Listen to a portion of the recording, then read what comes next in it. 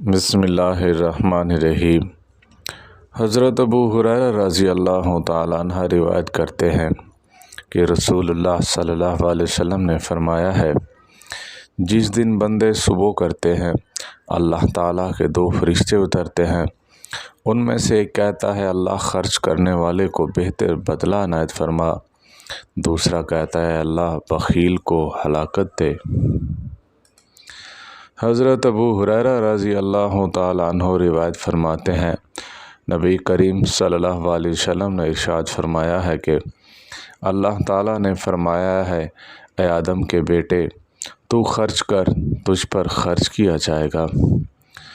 حضرت عدی بن حاتم رضی اللہ عنہ سے روایت ہے کہ رسول اللہ صلی اللہ علیہ وسلم نے فرمایا ہے، تم آگ سے بچو، خواہ وہ کھجور کے ایک ٹکڑے کے ساتھ ہو۔ حضرت انس رضی اللہ عنہ سے روایت ہے کہ نبی کریم صلی اللہ علیہ وسلم نے ارشاد فرمایا ہے کہ جو آدمی یہ پسند کرتا ہے کہ اس کے رزق میں وسعت ہو، اس کی عمر میں درازی ہو، تو اس کو صلہ رحمی کرنی چاہیے۔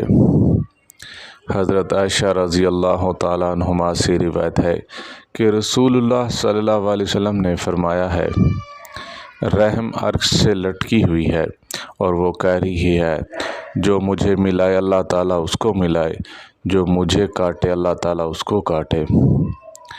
حضرت ابو ہریرہ رضی اللہ تعالیٰ عنہ سے یہ بھی روایت ہے کہ نبی کریم صلی اللہ علیہ وسلم نے ارشاد فرمایا ہے، عورت سے 4 وجوہ کی بنا پر نکاح کیا جاتا ہے۔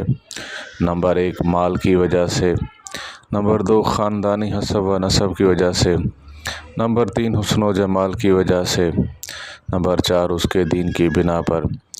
بس تو دیندار عورت کو حاصل کرے تو تیرے ہاتھ خاک آلود ہوں۔ اللہ تعالی ہم سب کو عمل کرنے کی توفیق عطا فرمائے۔ وآخر دعوانا ان الحمد للہ رب العالمین۔